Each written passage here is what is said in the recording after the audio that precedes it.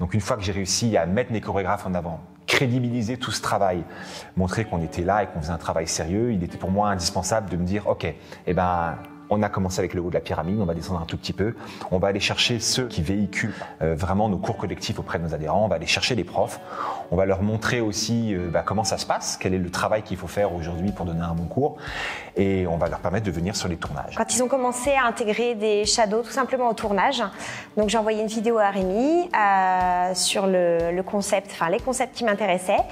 Puis ça a été validé, donc puis après l'aventure a commencé. On a beaucoup de partage, que ce soit avec les chorégraphes ou avec nos collègues shadow. En fait, on a créé vraiment des liens qui sont hyper forts. C'est sympa d'avoir ces échanges entre nous.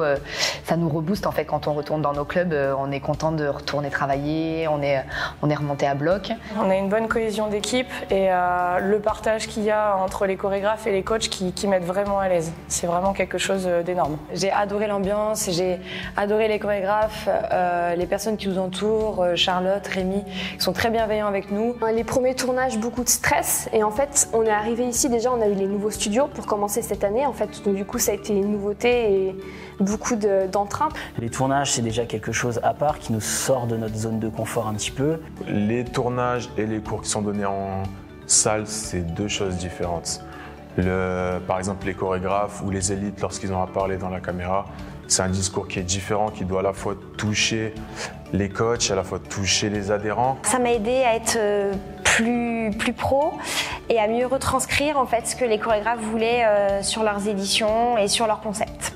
Mes élites, je les motive tout simplement déjà en les accompagnant, en ne les laissant pas tout seuls face à leur chanson. J'essaie d'être très présente pour eux. Avec Coralie, on est très dans le... On se recentre, on se dit plein de choses positives, on se fait un câlin, on est en mode tout va bien se passer, on va profiter, ça va être super, etc. Donc ça nous détend, on rigole beaucoup aussi, donc ça nous détend.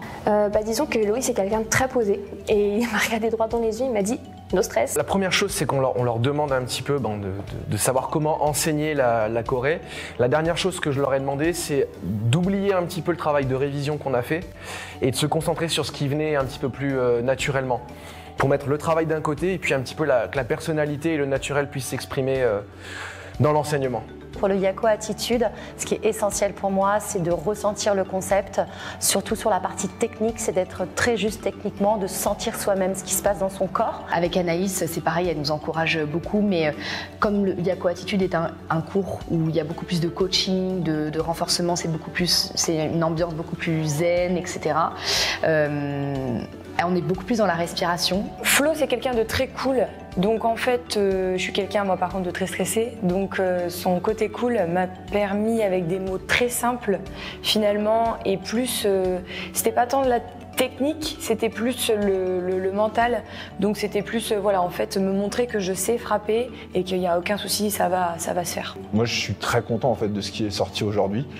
Bien sûr, c'est du stress, c'est pas facile, mais pour moi, c'est hyper bénéfique de mon côté, et je trouve ça aussi hyper intéressant et bénéfique pour eux. Ils en sortent grandis. Aujourd'hui, ils sont fiers de leur réalisation, du travail qui a été fait, et je pense que dans leur prochain cours, ça va se ressentir.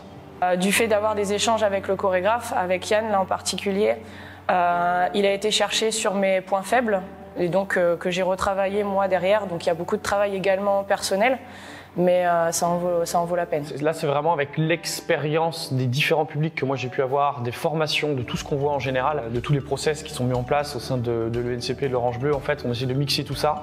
On essaye d'aller filtrer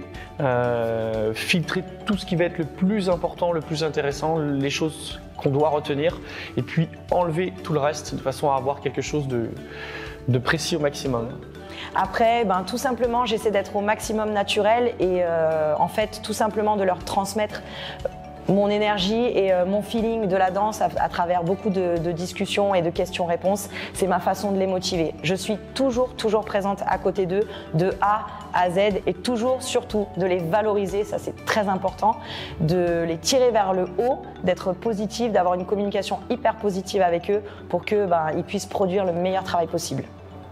Pour toutes et ceux qui souhaitent intégrer le club Elite Shadow, n'hésitez pas à envoyer donc vos vidéos, ça va vous permettre un enrichissement personnel. Je tenais à remercier tout simplement tout le monde, que ce soit les chorégraphes, Rémi forcément, les collègues aussi, puisque quand on est pendant un an en élite, on est toujours avec les mêmes personnes et ça, c'est, comme j'ai dit tout à l'heure, ça permet vraiment de créer cette cohésion et c'est très agréable d'avoir ça. Et puis, de toute façon, on ne perd pas les contacts, c'est des gens qu'on est amenés à revoir de toute façon par la suite.